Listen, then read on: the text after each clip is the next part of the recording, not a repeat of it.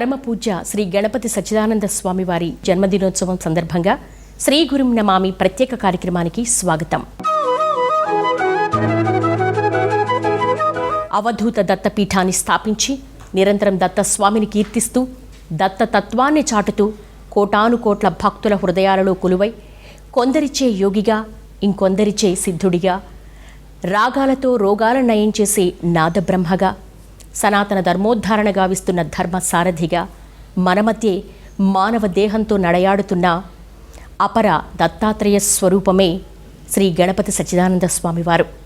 వారితో సంభాషించే అరుదైన అవకాశం కలగడం పూర్వజన్మ సుకృతంగా భావిస్తూ వారి అనుమతితో వారికి నమస్కారాలు తెలియజేస్తూ కార్యక్రమంలోకి అడుగు పెడదాం.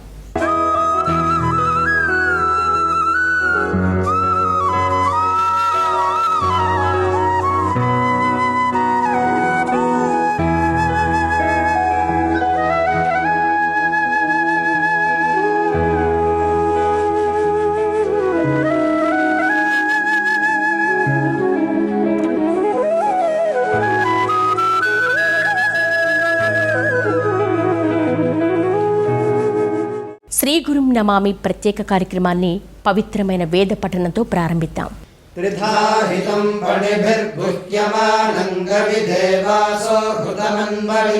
పూజ్య అవధూత శ్రీ గణపతి సచ్చిదానంద స్వామి వారికి భక్తిపూర్వక నమస్సులు తెలియజేస్తున్నాం.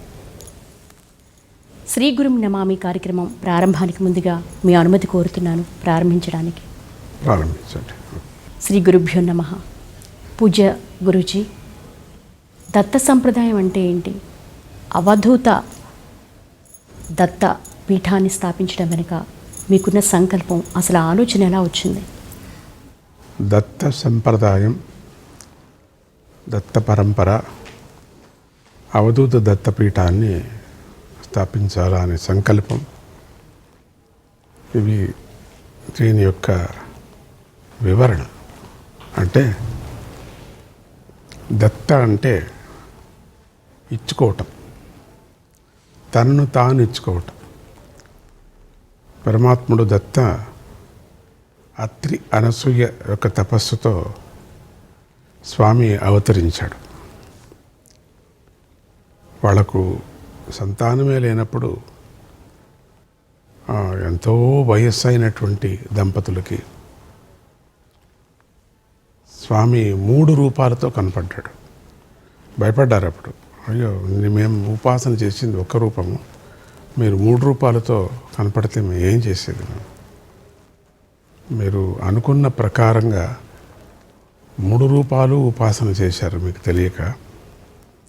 అందుకని ఉపాసన చేసి 3 రూపాలతో బ్రహ్మగా, విష్ణువుగా, శివుడుగా మేము కనపడుతున్నాము.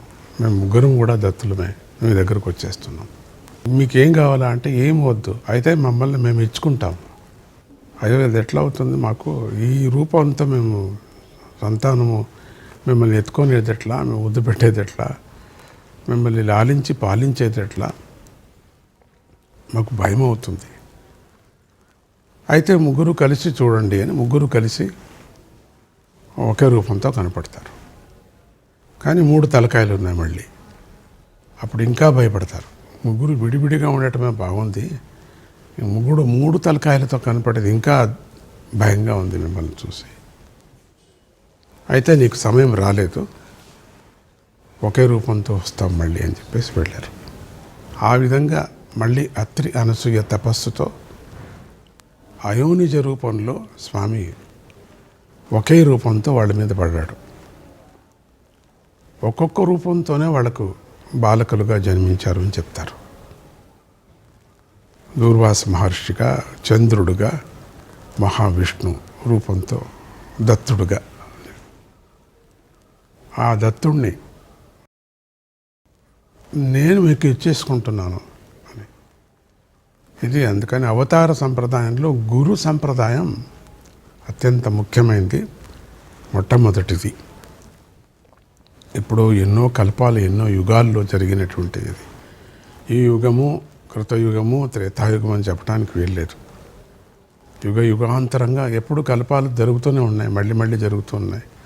యుగాలు మళ్ళీ జరుగుతున్నాయి, ఎన్నో యుగాలు, ఎన్నో కల్పాలు. ఆ విధంగా ఒక కల్పంలో జరిగినటువంటి కథ ఇది. ఆ స్వామి విష్ణు రూపంతో పూర్ణ రూపంతో దత్తాత్రేయుడుగా దత్త అత్రి త్రిగుణాలకు అతీతమైనటువంటి వాడు అత్రి. అసూయ లేనటువంటిది. అసూయ లేనటువంటి అమ్మకి, ఎందుకంటే ఆవిడకి చాలా ఎంత శక్తి అంటే గంగామాత సర్వపాపాలు తీసుకున్న తర్వాత గంగామాత నల్లగా అయినప్పుడు భరించలేనటువంటి బాధతో ఆ గంగామాత అనసూయమాత దగ్గర వచ్చి ప్రార్థన చేసినప్పుడు తన యొక్క స్పర్శతోనే గంగామాతని భాషలో అంటే క్లీనింగ్ అంటామే అట్లా ఆ విధంగా క్లీనింగ్ ఎప్పుడో చేసేసింది. అందుకని గంగలో ఎంత స్నానం చేసినా ఎంత పాపాలు వదిలినప్పుడు కూడా భరించేటువంటి శక్తి గంగమాతకు ఉన్నది. అంత ప్రసిద్ధి గంగకు. అటువంటి గంగనే పవిత్రత చేసినటువంటి అనసూయమాత. అటువంటి అనసూయమాత అత్రికి పుట్టినటువంటి అనే బదులు కలిగినటువంటి అయోనిజ రూపంతో ఉండే విష్ణు అంశంతో, పూర్తిగా బ్రహ్మ అంశంతో, ఒకరు శివ అంశంతో, ఒకరు విష్ణు అంశంతో. ఈ విష్ణు అంశంతో కలిగినటువంటి దత్తాత్రేయుడు మిగిలిపోయాడు. వాళ్ళిద్దరూ లోక కళ్యాణానికి వెళ్ళిపోయారు. చంద్రుడు వెళ్ళిపోయారు. దుర్వాస మహర్షి సన్యాసం తీసుకుని వెళ్ళిపోయారు. ఈయన పెరుగుతూ ఉంటారు. కొన్ని రోజులు అయిన తర్వాత ఈయనకు కూడా ప్రపంచాన్ని రక్షించాలనే దృష్టితో గురు రూపంతో వెళ్ళాడు. అటువంటి అవతార రూపమైనటువంటి గురుతత్వమే దత్తతత్వం. ఆ దత్త ఉపాసకులు ఎప్పటి నుంచో ఉన్నారు. అటువంటి వంశ పరంపరలో మా వంశం ఒకటి, దత్తుడు ఉపాసన చేసేటువంటి వంశం. అది దత్త భక్తుల్లో అత్యంత శ్రేష్టమైనటువంటి పంథంలో ఉండినటువంటి దత్త పంథం అని పట్టుకొని మాత జయలక్ష్మి మా అమ్మగారు ఆవిడ వరకు వచ్చింది పరంపర. వాళ్ళ తాత, వాళ్ళ ముత్తాత పరంపరంగా జరుపుకొని వచ్చినటువంటి అటువంటి దత్త పరంపర రూపంలో ఉండినటువంటి దత్తాత్రేయుడి యొక్క తత్వం మా వంశంలో ఉంది. కాబట్టి ఈ దత్తాత్రేయుడి యొక్క పూర్ణమైనటువంటి విశేషాలు ఏమిటి అంటే, ఆయన జగత్తంతా ఒకటే, జనములో ప్రతి జనంలో పరమాత్ముడు నేనున్నాను అని ఆయన బోధించారు. అటువంటి బోధన, దత్త బోధన వీళ్ళందరూ ఆకర్షితులై అప్పటి నుంచే మా వంశం కూడా అదేవిధంగా ఇది దత్త పరంపర, దత్తాత్రేయుడి తత్వం. ఇక పీఠస్థాపన అని ఏదో ఒకటి అట్లా పేరు పెట్టుకొని అంగడిలాగా కాదు. ఇది ఎప్పటి నుంచో ఉండినటువంటిది మళ్ళీ పునరుద్ధరించి బయటకు తీసుకురావటం జరిగింది. అంత తప్పితే ఏదో కొత్తగా కనిపెట్టడం అనేటువంటిది ఏం కాదు. అది తాతగారు ఆచరించే అటువంటి ఈ శరీరానికి, నాకు తాత ముత్తాత అంతా పరమాత్ముడే, జనానికి అర్థం కావాలని చెప్పేసి మా అమ్మగారు మా తాతగారు అంటున్నాను తప్పితే ఇంకా అది కూడా లేదు నాకు. అటువంటి ఈ దత్తపీఠాన్ని స్థాపన చేసి దాని ద్వారా జనానికి కళ్యాణం అంటే లోక కళ్యాణం, అంటే వాళ్ళకి మంచిది, హితము, గురుబోధ, ఈ విధమైనటువంటి ఆర్థార్థులకి సహాయం. దీంట్లో జ్ఞానం కావాలన్న వారికి జ్ఞానం, యోగం కావాలన్న వారికి యోగం, ఇక సంసారంలో ఉండి తాపత్రయాలు అనుభవిస్తూ పరమాత్ముని చేరటంలో ఆ ఉద్దేశాలతో దాన్ని బోధించేటువంటి ఒక తత్వము. ఇవన్నీ కూడా అత్యంత సులువైనటువంటిది, అత్యంత కఠినమైనటువంటి ఒక విద్యను సులువైనటువంటి మార్గంలో తీసుకొచ్చారు దత్తాత్రేయులు. అటువంటి దత్త స్వరూపాన్ని అందరికీ తెలియాలా. ముగ్గురు ఒకటే, మనము విష్ణువే వేరే, శివుడు వేరే అని పోట్లాడాల్సిన పని లేదు, బ్రహ్మ వేరే అని పోట్లాడాల్సిన పని లేదు అని ఎట్లా షణ్మత మతాన్ని స్థాపన చేశారో శంకర భగవత్పాదులు, అదేవిధంగా దత్తాత్రేయుడు దేవుళ్ళనే ఒకే రూపమైనటువంటి దేవుడు నేనే అని దత్తరూపాన్ని తీసుకొచ్చి మనకు చూపించారు. అందుకని దత్తాత్రేయ యొక్క తత్వం అన్ని పురాణాల్లో ఉంది. ఒక పురాణంలో లేదు, ప్రతి పురాణంలోనూ దత్తాత్రేయ యొక్క తత్వం, దత్త కథ వస్తూ ఉంటుంది. అందుకని అటువంటి అనాది కాలం నుంచి జరిగేటువంటి దత్తాత్రేయ యొక్క తత్వాన్ని బయటికి తీసుకురావాలనే ఒక ఉద్దేశంతో మా వంశం వారు పెద్దలు ఆయన కృపతో ఈ దత్తపీఠాన్ని 1965 ప్రారంభం చేసుకున్నాం. 1965, 66 ఆ మధ్యలో ప్రారంభం చేసుకొని ఇంతవరకు నడుచుకొని వస్తున్నది. ఇది ఎక్కడంటే అక్కడ ఇదే కావాలి అదే కావాలని అటువంటిది స్థలాల్లో దండిగా ఇప్పుడు 70-75 స్థలాల్లో స్వామి దత్త స్థాపన కూడా జరిగింది. అది చాలా విశేషం. అటువంటి దేశం ఈ మన దేశంలో కాకుండా దేశ విదేశాల్లో కూడా ఈ దత్తతత్వాన్ని అవలంబిస్తున్నారు. విష్ణు భక్తులు, శివభక్తులు అందరూ కూడా అవలంబిస్తున్నారు. రెండవది దీంట్లో సమాజ సేవ చాలా ముఖ్యమైన సోషల్ సేవ. దాన్ని అనుసరించారు కాబట్టి అది ప్రధానంగా దీంట్లో ఉంది కాబట్టి తత్వ ఆకర్షణ జనంలో ఎక్కువ ప్రచారం జరుగుతుంది. మహారాష్ట్రలో ఎక్కువ ప్రచారం ఉన్నది, ఆంధ్రాలో కొంచెం మాత్రమే ఉంది. ఈ 2 రాష్ట్రాల్లో కూడాను కొంచెమే ఉండింది, ఇప్పుడు ఇంకా ఎక్కువ అయింది. కర్ణాటకలో కొంచెం ఉన్నది దత్తతత్వము, తమిళనాడులో కూడా ఉంది. ఆయన సంచారం అక్కడంతా చేశారు. ఉత్తరప్రదేశంలో కూడా ఉన్నది, హిమాలయాల్లో విపరీతంగా ఉంది. హిమాలయాల్లో మధ్యప్రదేశంలో కూడా కొంచెం ఉన్నది, కానీ తీవ్రంగా మహారాష్ట్రంలో ఎక్కువ ఉంది. అటువంటి దత్త ప్రచారాన్ని ఈ తమిళనాడులో కానీ, కర్ణాటకలో కానీ, కేరళలో కానీ కొంచెం ప్రచారం జరగటం అనేది ఈ దత్తపీఠం నుంచి ఇప్పుడు జరుగుతున్నది. అందుకని నాకు సంకల్పం ఎందుకు వచ్చిందంటే పరంపరంగా ఉంది కాబట్టి, తల్లిదండ్రుల యొక్క తాత ముత్తాతల యొక్క వాళ్ళ మనస్సు, వాళ్ళ యొక్క సంకల్పం నిలబెడదామనే దృష్టితో నాకు సంకల్పం రావటం, అప్పటి నుంచి అది ఈ పీఠాన్ని స్థాపన చేయటం జరిగింది. గురూజీ, మీ గురువుల గురించి అలాగే పరమ గురువుల గురించి. మా గురువు అంటే మన అమ్మనే నాకు గురువు. ఆవిడ చూపించేటువంటి ఒక బాట ఏముందో ఆ బాటలో నేను నడుస్తున్నాను. 12 సూక్తులోని బోధించింది. ఆ 12 సూక్తుల్లోనే సమస్త వేదాంతము, సమస్త పురాణాలు, సమస్త రామాయణం, మహాభారతం, భాగవతం అన్నీ కూడా ఆ 12 సూక్తుల్లోనే ఉన్నాయి. ఎటు తిరిగి చూసినా 12 సూక్తులు తప్ప ఇంకేది లేనే లేదు. అటువంటి సూక్తుల్లో నాకు దారి కూడా చూపించింది ఆవిడ. దారిలో ఎట్లా నువ్వు తప్పితే ఏమేమి శిక్ష కూడా అవుతుంది నీకు అని కూడా చెప్పేసింది. అటువంటి నాకు పరమగురు, పరమేష్ఠ గురు, పరాత్పర గురు అయినటువంటి మాత ఆవిడ నాకు దత్తాత్రేయుని చూపించింది. అంటే పరమగురువుని, పరమేష్ఠ గురువుని. నా గురువు తల్లి అయితే తన గురువుని చూపించింది. తన గురువు అంటే దత్తాత్రేయుడు. ఆ పరంపరంగా ఉండినటువంటి నాకు కావాల్సింది. తర్వాత ఈ మధ్యలో ఎంతోమంది మహాత్ములంతా కలచడం జరిగింది.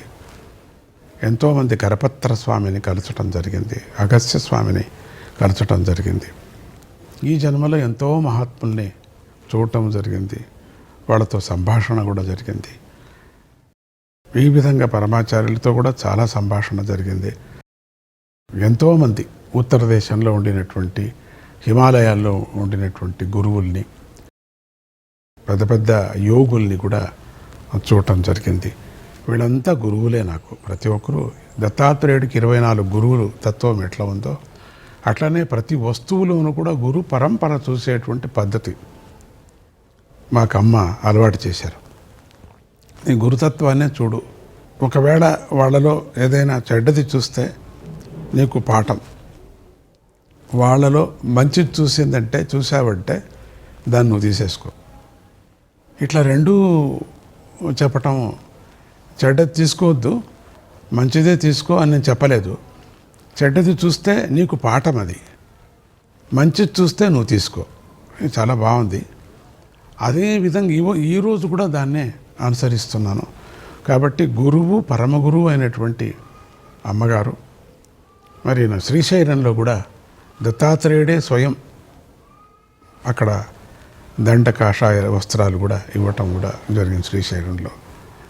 అందుకని శ్రీశైలంలో కూడా ఒక ఆశ్రమాన్ని గుర్తు కోసం అక్కడ ఒక ఆశ్రమం స్థాపన జరిగింది.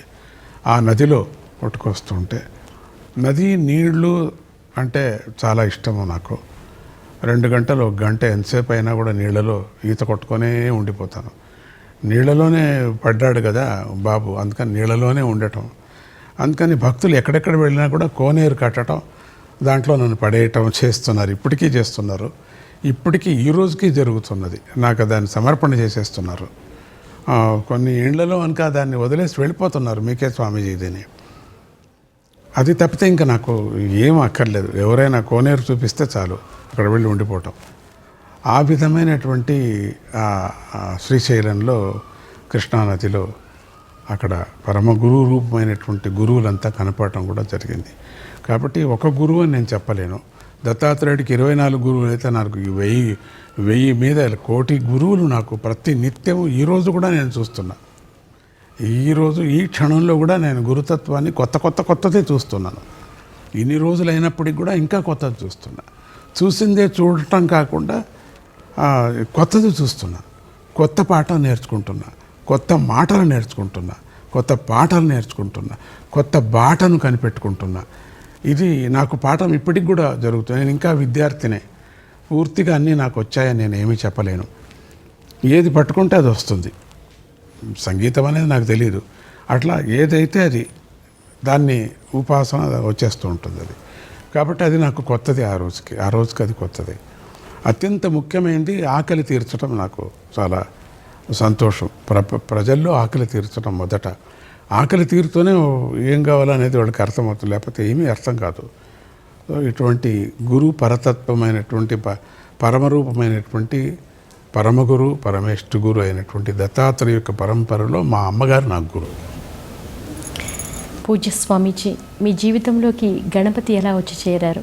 మీ నామధేయానికి ముందు గణపతి అని ఉండడం వెనక ఏమైనా పరమార్థం ఉందా? అలాగే మీరు నిత్య కైంకర్యాలు చేస్తూ ఉంటారు. ఆ పూజాధికాల్లో చింతామణి గణపతి శిలకున్నటువంటి విశిష్టత ఏమిటి? నా ఉపనయన సందర్భంలో మా నాన్నగారు నన్ను వదిలేశారు అనే బదులు నన్ను వదిలించుకున్నారు అని చెప్పవచ్చు. ఆయన ఒక యోగి, నరసింహశాస్త్రి గారు. యోగిగానే ఉన్నారు. కొనాలు యోగితనంతోనే సన్యాసించి ఆయన పరమపదించారు. కూర్చొనే ఓం నమ శివాయ అని పరమపదాన్ని పొందారు. ఆయన దగ్గర ఎప్పుడూ ఒక చిన్న శాలిగ్రామం కూడా ఉండేది, నోట్లోనే ఉండేది. శాలిగ్రామ అర్చన కూడా చేసేవారు మా నాన్నగారు. నరసింహ ఉపాసకులు ఆయన. అది నరసింహ శాలిగ్రామం. నరసింహ ఎప్పుడూ నరసింహనే, ఆయన పేరే నరసింహ. అటువంటి స్వామి నన్ను వదిలించుకున్నారు. వదిలించుకున్న తర్వాత దేశాలు తిరగటం జరిగింది. ఈ అబ్బాయిది 11 ఏళ్ళు. అమ్మ వెళ్ళిపోయిన తర్వాత, శరీరాన్ని చాలించిన తర్వాత 11 ఏళ్ళు ఈ శరీరానికి. అటు తిరుగుతూ పెదనాయన గారు పిలుచుకున్నారు ఇక్కడ. పెదనాయన అంటే అమ్మ అక్కగారి యొక్క వాళ్ళు ఆ కుటుంబం. ఆయన ఆయన ఒక పెద్ద పండితుడు, శేషగిరి శాస్త్రి అని చెప్పేసి పండితుడు. ఆయన చాముండి వనంలో అర్చకులు.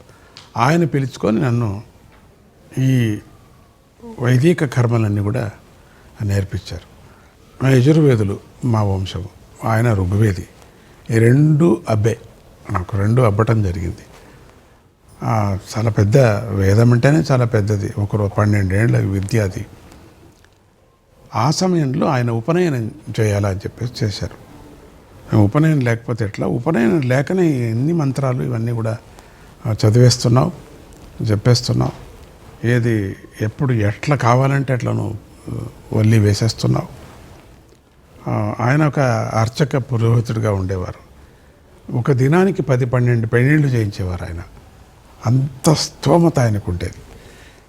జతకు అపర కర్మాదులు కూడా, అంటే దూరం నుంచే చెప్పేవారు మంత్రాలు, వాళ్ళకు కూడా చేయించేవారు. అవన్నీ వచ్చేసాయి. అప్పుడు ఇదంతా మన కర్మలో ఉపనయనం లేనిది. మీ నాన్నగారు ఇంతవరకు చేస్తాననుకుంటే ఆయన లోకంలో ఆయన ఉండిపోయారు.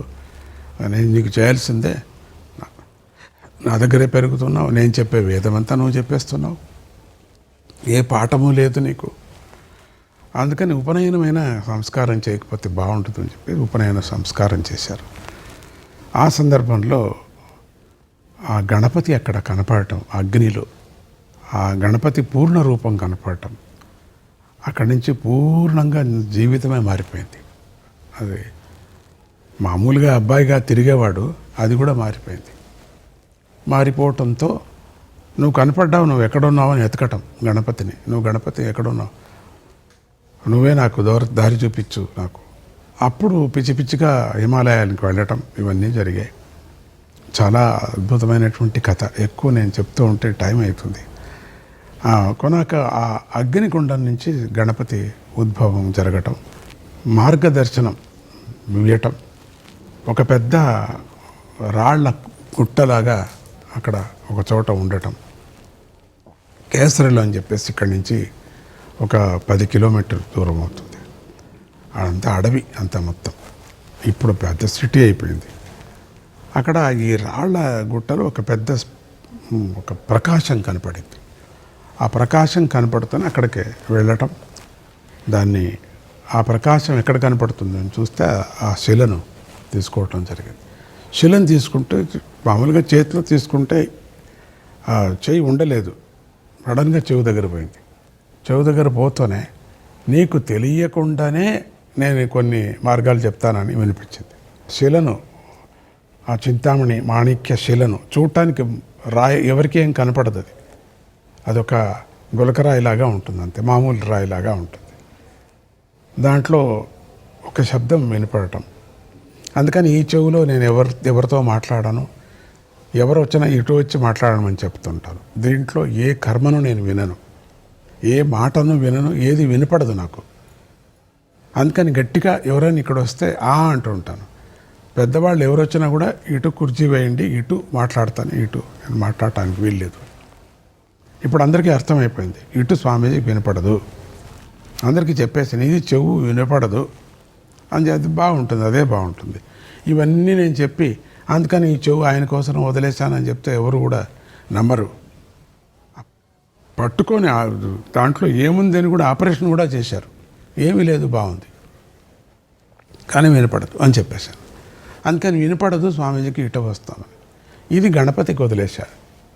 ఏ వ్యక్తి ఎక్కడి నుంచి వస్తున్నాడు, ఏమిటి వాడి పేరు ఏంటి, వాడికి ఏం కావాలా, వాళ్ళ సంసారం తాపత్రయం ఏమిటి, వాళ్ళకి నువ్వు ఏం వరం ఇవ్వాలా, ఎవరితో మాట్లాడచ్చు, ఎవరితో మాట్లాడకూడదు, మార్గదర్శనం ఎప్పుడు కావాలంటే అప్పుడు దాన్ని తీసుకోవటం, పెట్టడం. ఇక నాకేం కావాలనో అది ఇప్పటికీ కూడా ఉన్నది, కానీ ఇప్పుడు ఎక్కువ తీసుకోవటం లేదు.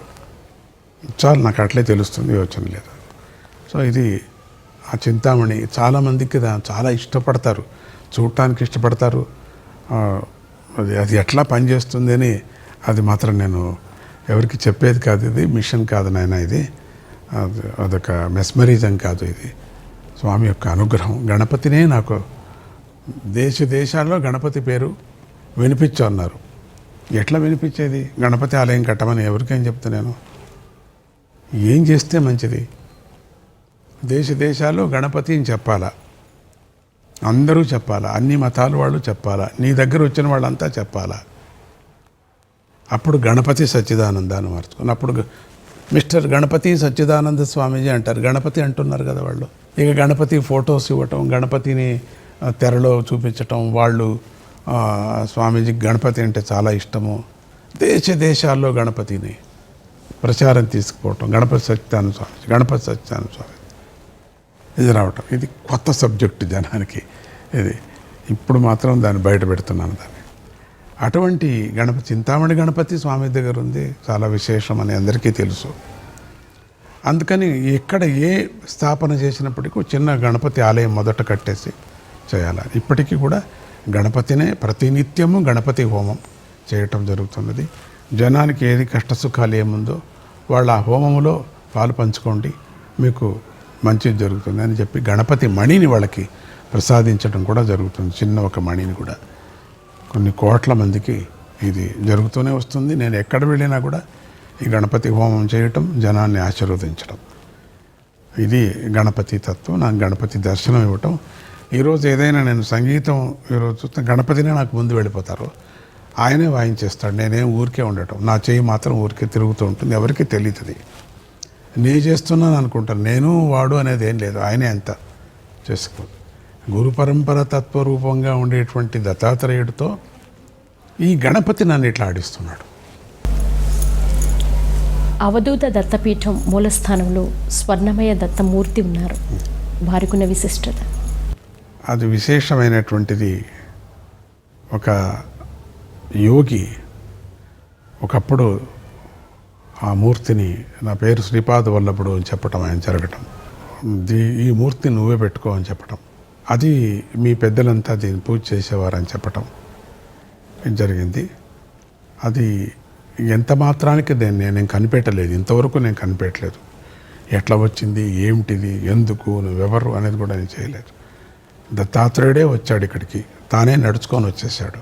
నడిచి రావటం అనేది దేవుడికి ఉంది కదా, అట్లా వచ్చాడు, నన్ను ఉద్ధరించడానికి వచ్చారు అని శ్రీపాద వల్లభుడే అర్చన చేసినటువంటి 300-400 సంవత్సరాల యొక్క ఉండినటువంటి ఒక మూర్తి నాకు ప్రాప్తించింది. దాన్ని ఆ స్వర్ణమయంతో ఉంది కాబట్టి అది బయట సెక్యూరిటీ కోసం అక్కర్లేదు అని లోపలే పెట్టుకోవటం జరిగింది. దాన్ని వచ్చిన వాళ్ళంతా కూడా స్వామిని దర్శించుతూ ఉంటారు.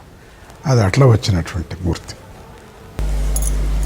జగత్ కళ్యాణం కోసం భక్తులందరి చేత కోటి హనుమాన్ చాలీసా మహాయజ్ఞాలు నిర్వహించారు. అనేక పర్యాయాలు మీరు వివిధ చోట్ల ఈ మహాయజ్ఞాన్ని నిర్వహించారు. ఇప్పటివరకు ఎన్ని నిర్వహించారు, ఇంకా ఎన్నెన్ని చోట్ల నిర్వహించబోతున్నారు? ఇంతవరకు కొన్ని వేల అని చెప్పచ్చు. మంత్రము కొన్ని కోట్లు, అది లెక్క లేనటువంటి కోట్లు. అది మొదట్లో 19,000 కోట్లు చేయించాం, 19,000 కోట్లు. తర్వాత అక్షర 1,00,000 కోట్లు. హనుమాన్ చాలీసానే ఎక్కడ పడితే అక్కడ కొన్ని లక్షల మంది చేరేవారు. తెనాలిలో, ఆంధ్రాలో మొదట జరిగింది. తెనాలిలో జరిగింది. తెనాలిలో జరిగినప్పుడు 1,00,000 మంది వరకు వచ్చారు. గిన్నీస్ వాళ్ళే అడిగి వచ్చారు, మేము రావాలని. సంతోషం, రాండి అని వాళ్ళు ఎంచారు. వాళ్ళే కొంత విద్యార్థులను తీసుకొచ్చి, ఇక మేము ఎంచలేకపోతున్నాం, మేము 1,00,000 పైగా ఉన్నారు వీళ్ళు అని వెళ్ళారు. అప్పుడు మన రోసయ్య గారు కూడా అక్కడికి వచ్చారు. ఆ సందర్భంలో పల్లె వాళ్ళు కూడా అవి ఎంత మాయనో, ఏ వాలంటీర్స్ కూడా ఎవరు ఏమీ పని చేయలేదు, అంత హనుమంతుడే చేసుకున్నాడు. వాళ్ళందరికీ అన్నదానము, వాళ్ళ క్రమశిక్షణ. 8,000 మంది పోలీసు వేసినప్పటికీ కూడా వాళ్ళు కూడా హనుమాన్ చాలీసా చదువుతూ ఉండిపోయారు. అది మొట్టమొదటి అంటే ఆంధ్రప్రదేశానికి. తర్వాత కొన్ని వేల జరగటం జరిగిపోయింది. దేశాల్లోనూ జరిగింది. అది ఇంటర్నెట్లో దాని లెక్క కూడా ఉంది. ఎన్నో కోట్ల జపం కూడా జరిగింది. దీని మధ్యలో ప్రతి ఒక్క ఆలయంలో, దత్త ఆలయంలో, ఎక్కడెక్కడ దత్త ఆలయం ఉంది అక్కడంతా కూడా హనుమంతుడి యొక్క ప్రతిష్ట చేయటం జరిగింది. కేరళలో మొదట జరిగింది.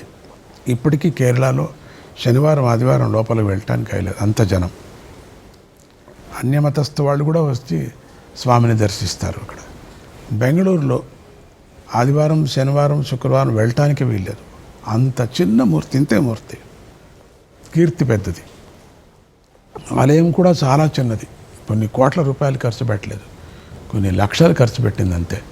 అటువంటి అక్కడ కూడా చాలా అద్భుతమైనటువంటి శక్తి చూపిస్తున్నాడు. అట్లా వాళ్ళకి మంచిది కాంది మన మనుషులు ఎవరు రారు కదా. అది తర్వాత మద్రాసులో అక్కడ కూడా మహిమ చూపిస్తున్నారు. డాలాస్లో అంటే మనం అమెరికాలో ఒక లిటిల్ ఇండియా లాగా చేశాం, అయిపోయింది అక్కడ డాలాస్లో. లిటిల్ ఇండియా అంటాం దాన్ని. చుట్టూ వాళ్ళే 200-300 ఇండ్లు మన భక్తులు, హనుమంతుడు భక్తులు గంట కొడుతూనో చేరుకుంటారు అంతా కూడా. అక్కడ కూడా అటువంటిది. అన్ని చోట్ల మన దత్త ఆలయాలు ఎన్ని ఉన్నాయో అన్ని చోట్ల కూడా హనుమంతుడి యొక్క ఆలయాలు కట్టడం, హనుమాన్ చాలీసా చేయటం, అంతమందికి అన్నదానం చేయటం, బీదాసాదాన్ని లెక్క లేకోకుండా వస్త్రదానం కొన్ని చేయటం, ఇవన్నీ రెండు పనులు కూడా చేయాలని చెప్పి, కేవలం మంత్రమే కాక తంత్రం కూడా ఉండని, కాస్త జనానికి ప్రత్యక్ష పూజ కూడా ఉండాలా.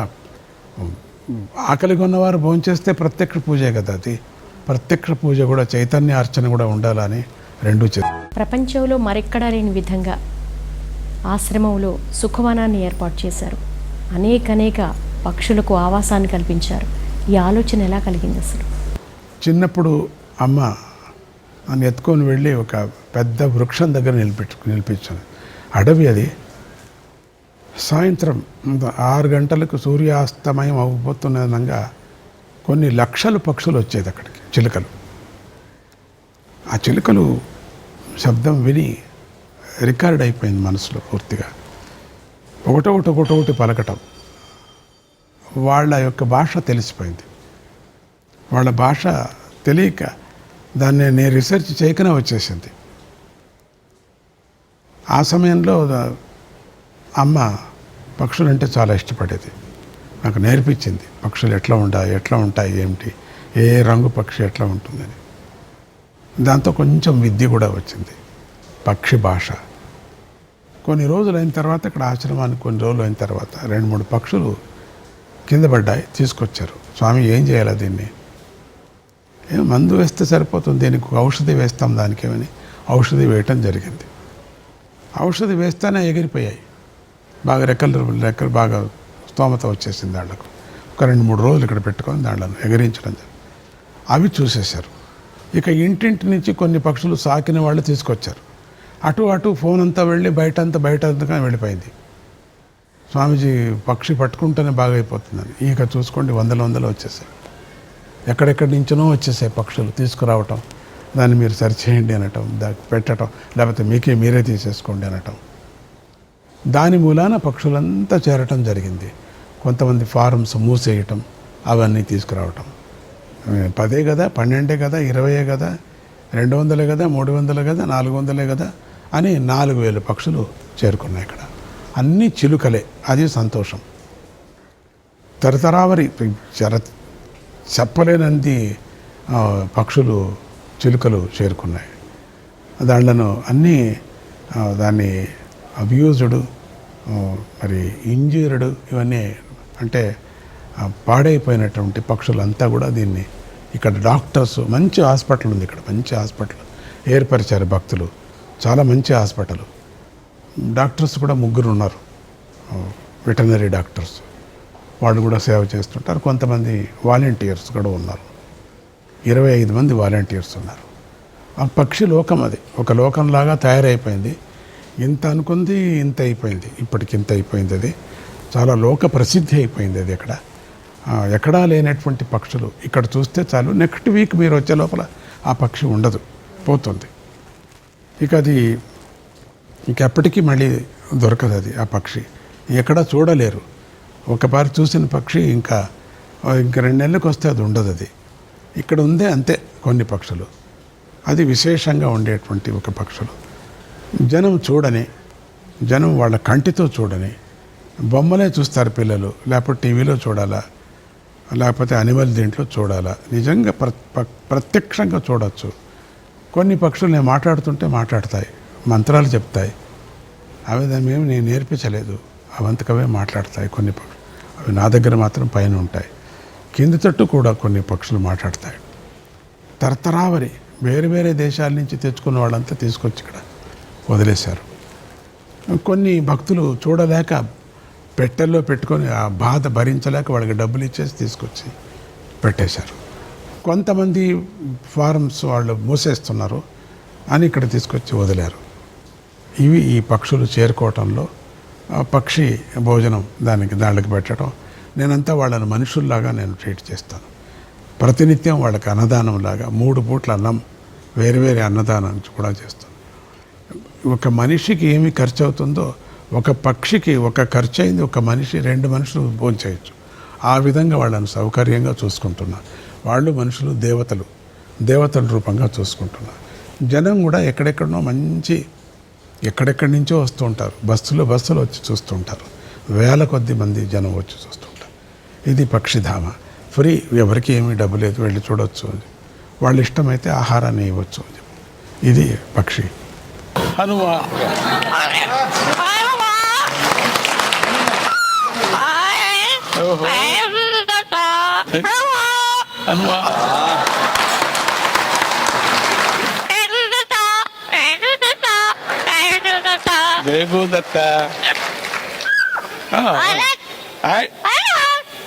Thank you Hanuma. ఓయ్ గుడ్ బై హనుమా. నేను గుడ్ బై. గుడ్ కింగ్ నేను. Hi hi Hanuma.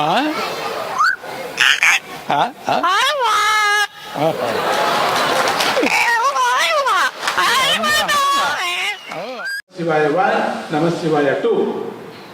Okay, ready? 1. Right, okay, good good. నమ శివాయ. దత్త. ఓకే, దత్త. Right, very nice, very good. దత్త. Yes, good boy, good. Appaji అనేక ధార్మిక సామాజిక కార్యక్రమాలు నిర్వహించారు. కరోనా మహమ్మారి ప్రపంచాన్ని పట్టి పీడించిన సమయంలో కూడా అన్నార్తులకు ఆకలి తీర్చారు. దత్తపీఠం ప్రధాన లక్ష్యాలేంటి? ఒక్క కరోనా సమయంలోనే కాక ఇక్కడ క్షామము వచ్చినప్పుడు కానీ, అది అంటే కరువు లేక భూకంపం జరిగినప్పుడు, సునామీ జరిగినప్పుడు కొన్ని రాష్ట్రాలకి ఇక్కడ వచ్చిన మంగళార్తి నుంచి వచ్చినటువంటి డబ్బు నుంచి కూడా అన్నీ ఆ ఒక నెలది పూర్తిగా అక్కడికి పంపించడం జరుగుతుంది. అదే ప్రత్యక్షమైనటువంటి పూజ. నాకు అది ఇష్టం, అది మా అమ్మ నేర్పించింది. అది నాకు ఆ జనం ఆకలి తీరితే చాలు, అట్లా కొంతమందికి సహాయం చేస్తే చాలు. ఎవరు ఏమిటి చెప్పాల్సిన పని లేదు. వెళ్ళి ఊరికే వాళ్ళకి అన్నం పెట్టి రావటం అంతే. వాళ్ళు అడుగుతారు ఎవరిది ఏ సంస్థ అని. మేము ఇంకా బోర్డు వేసుకోలేదు, మళ్ళీ వేసుకుంటాము, స్వామీజీ గారు చెప్పలేదు మాకు. అట్లా ఈ మధ్యలో వీళ్ళు హడావిడి చేసుకుంటున్నారు ఊరికే ఉండి. మొదట్లో మేమంతా అట్లా అంతా లేదు, మేము చేయకూడదే అని చెప్పేసి, సహాయం చేసేవాడికి పేరెందుకు అని. అట్లా ఈ కరోనా సందర్భం 2 ఏళ్ళు చాలా బాధపడ్డారు. కరోనా అనేది ప్రపంచానికి ఒక పాఠం నేర్పించింది, అహంకారాన్ని అణిచింది. కానీ కొంతమంది నిరపరాధులు కష్టమైంది, వ్యాపారాలు దెబ్బతిన్నాయి, డిసిప్లిన్ బాగా పెరిగింది, ఖర్చులు తగ్గించారు. ఇతర పెళ్ళిళ్ళు అది ఇవి చేసినప్పుడు చాలా ఖర్చు పెట్టేవారు. ఇప్పుడు సింపుల్గా పెళ్లి జరగాల, కొద్దిమందే ఉండాలా, నిష్ఠతోనే ఉండాలా, ఇట్లా అన్నీ గవర్నమెంట్ కానీ లేక వరల్డ్ హెల్త్ ఆర్గనైజేషన్ వాళ్ళు కానీ పెట్టినప్పుడు మనమంతా అనుసరించాం. ఆ సందర్భంలో చాలామంది అనాథుల్లాగా వెళ్ళిపోయారు. శవ సంస్కారానికి కూడా బంధువులను చేర్చలేదు. కారణం రోగం అటువంటిది, శరీరాన్ని ముట్టుకుంటే వచ్చేస్తుందని. ఆ సందర్భంలో ఆ 2 ఏళ్ళు కూడా ఆశ్రమం వాలంటీర్స్, ముఖ్యంగా ఆశ్రమం ధనం సహాయం చేయొచ్చు కానీ వాలంటీర్స్ పనిచేశారు. ఈ కరోనా సందర్భంలో 1 సంవత్సరం పూర్తిగా మొదటి కరోనా, రెండో కరోనా కూడా చాలా దెబ్బతీసింది. ఆ సందర్భంలో ఇక్కడ 22 హాస్పిటల్స్కి ప్రతినిత్యం 2 పూట్ల అన్నం పంపించడం జరిగింది. వాళ్ళకు కావలసినటువంటి ఔషధి మెడిసిన్స్ కూడా ఇవ్వటం జరిగింది. ఇక్కడే కాకోకుండా మొదటి కరోనా వచ్చినప్పుడు హైదరాబాదులో, తెలంగాణలో, ఆంధ్రప్రదేశ్లో 2 రాష్ట్రాల్లో కూడా వాలంటీర్స్ చాలా వరకు సేవ చేశారు. ప్రతి భిక్ష మాదిరిగా కాదు, అది దేవతలకు పూజ చేస్తున్నామనే భావనతో వాళ్ళు ఒకరోజు భోజనం మానేసి కూడా చేశారు. ఎన్నో రిపోర్ట్స్, నాకు వేల కొద్ది రిపోర్ట్స్ కూడా వచ్చాయి స్వామీజీ భక్తుల్లో. ప్రతి ఆలయంలో కూడా అన్నదానం జరిగింది. ఇక్కడికి రాకపోయినా కూడా పర్వాలేదు, ఉద్యోగస్తులందరికీ కూడా 600 మంది పనిచేస్తున్నారు ఇక్కడ, వాళ్ళందరికీ కూడా ఇవ్వటం జరిగింది. చిన్న డబ్బు, అది కూడా వాళ్ళకి కావాల్సినటువంటి వస్త్రదానం, అన్నదానం. ఇదిగాక వేరే ఊర్లలో ఫోన్ చేసి వాళ్ళకి మీరు చేయాలా. అమెరికాలో కూడా చేయించారు స్వామీజీ, యూరోప్లో చేయించారు, ఇటాలీలో చేయించారు. అన్ని చోట్ల ఉండి ఎక్కడెక్కడ భక్తులు ఉన్నారో అన్ని చోట్ల అదే పని. ఇంకా వేరే పూజ అంటే అదే.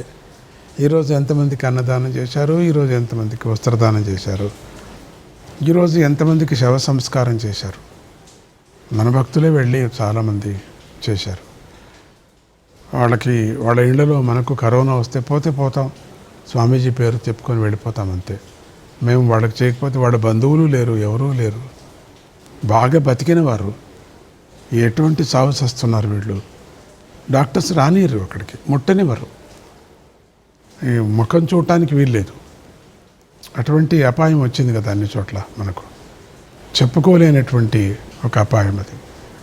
ఆ సందర్భంలో వాలంటీర్స్, దత్తభక్తులు, హనుమంత్ భక్తులు, వెంకటరమణ స్వామి భక్తులు చాలా వరకు చేశారు. ఆ సంస్థ కూడా వెంకటరమణ స్వామి కూడా చాలా వరకు చేశారు. అన్ని సంస్థలు యథాశక్తితో చేశారు. కానీ ఇక్కడ మాత్రం మాకు అన్నం లేకపోయినా పర్వాలేదు, మిగతా వాళ్ళకు ఉండాలని అలా మనస్సు చెలిస్తుంది. అది నేను మింగుకుంటున్నా. అంత కష్టంలో ఆ కరోనా సందర్భంలో నేను భావోద్రేకం అయిపోయినాను కాసేపు. ఆ సేవ దొరికింది అనకూడదు. భిక్షగాడు ఎవరు, ఒక భిక్ష వేస్తేనే నేను భోంచేస్తాననేది ఒకటి ఉండిందట. నేను వాళ్ళకి చెప్పేది ఏంటంటే, ఎందుకయ్యా అట్లా అంటారు మీరు? భిక్షగాళ్లే రాకూడదని అనుకోకూడదు, దేవుడిని ప్రార్థన చేసుకోకూడదు. దేవుడిని అంతగా ప్రార్థన ఒక భిక్షగాడు వస్తే బాగుంటుంది, ఒక భిక్షగాడికి ఏదైనా వేస్తే నేను బాగుంటుంది. భిక్షగాడు రావాలని ఎందుకంటే ఆ భిక్షగాళ్లే ఉండకోకుండా ఆ ప్రార్థన ఏదో అట్లా చేయకూడదా అంటూ ఉంటా. అందుకని ఇటువంటి కష్టం ఇంకా రాకూడదు జగత్తులో అని నేను ప్రార్థన చేస్తున్నా దేవుడికి. ఆ సందర్భంలో చాలా వరకు సేవ చేయటం జరిగింది ఆశ్రమం. అవధూత గణపతి సచ్చిదానంద స్వామి వారు జన్మదినోత్సవాన్ని జరుపుకుంటున్న ఈ శుభవేళలో మా భక్తి టీవీకి, అలాగే మన ప్రియ భక్త బంధువులందరికీ కూడా మీరు ఆశీర్వచనపూర్వక సందేశాన్ని. ప్రతి ఒక్కరూ జన్మదినోత్సవం ఎందుకు చేసుకుంటారంటే, నాకేం సంబంధం లేదు, భక్తులు చేస్తున్నారు. కానీ మనుషులు ప్రతి ఒక్కరూ చేసుకోవాలా, అదొక నియమం ఉంది. మీరందరూ కూడా స్వామీజీని చూసుకోండి, మీలో స్వామీజీని చూసుకోండి. మా ఇంట్లో ఉన్నారు అనుకోండి, ఆ రోజు మీరు నైవేద్యం అంటే స్వామీజీ మా ఇంటికి వచ్చారనుకోండి, ఆ విధమైన ప్రేమతో, గురువు అంటే అన్ని రూపాలతో ఉన్నారు కదా, ఆ రూపంతో మీరంతా చేసుకోండి. భక్తి టీవీ చాలా విశేషంగా స్వామీజీ గురించి ప్రచారం చేస్తున్నారు.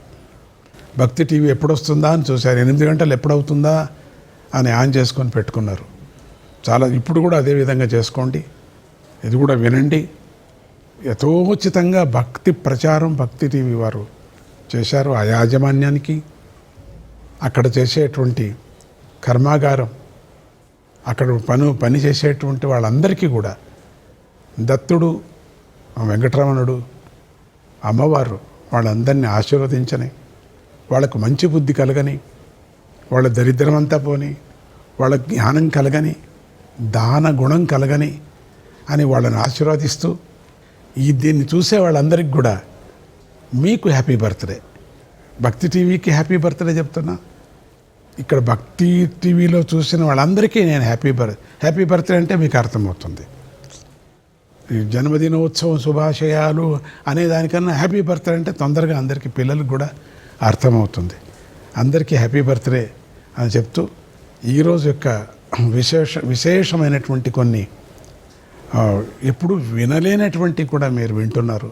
చాలా సంతోషం. అందరికీ కూడా దీవెనలు, శుభాశీస్సులు అందిస్తూ మీ అందరికీ శుభం. జై గురుదత్త, శ్రీ గురుదత్త. మానవ సేవే మాధవ సేవని, అదే నిజమైన దైవ సేవ, అదే నిజమైన గురుభక్తని, అమృత తుల్యమైనటువంటి అనేక మంచి విషయాలన్నింటినీ కూడా మా భక్తి టీవీ ప్రేక్షకులకు మా మాధ్యమం ద్వారా వివరించినందుకు మా యాజమాన్యం తరపున, మా అందరి తరపున కూడా మీకు భక్తిపూర్వక నమస్సులు తెలియజేస్తూ ధన్యవాదాలు. గురుదత్త, జై గురు.